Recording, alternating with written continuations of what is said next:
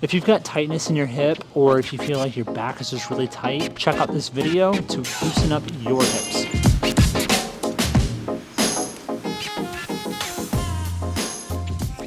First, we need to actually warm up the hips. So we're gonna put a band over the top and bottom of our feet, where we're gonna be marching up and down, 10 to 20 repetitions.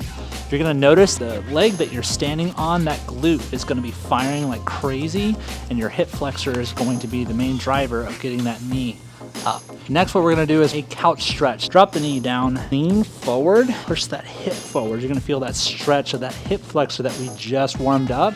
We're gonna come in and out. So if you're about to start a workout, we want to oscillate in and out of that stretch because we're about to work it. We don't need it too relaxed. If we are post-workout, or if you're just doing this to loosen the hips, we actually want to sit in that static position, really deep stretch.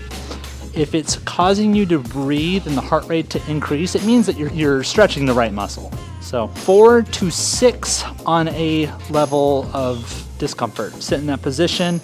If it's static, if it's dynamic, push in and out.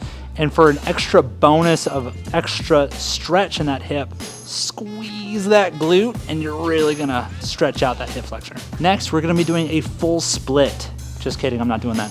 We're gonna get into a sprinter stretch, get a good stretch on those adductors right here.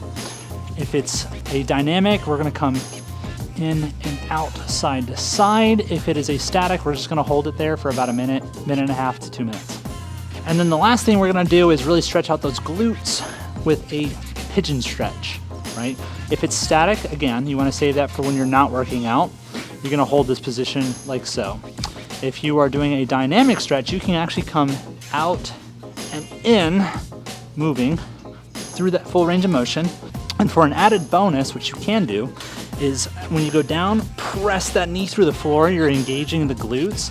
And then after about 10 seconds, you let go, and then you can get a deeper stretch into that glute. If you can do those 3 things, you'll notice that you'll have a lot more mobility in those hips. If you found value in this video, please consider liking this and following the page for more.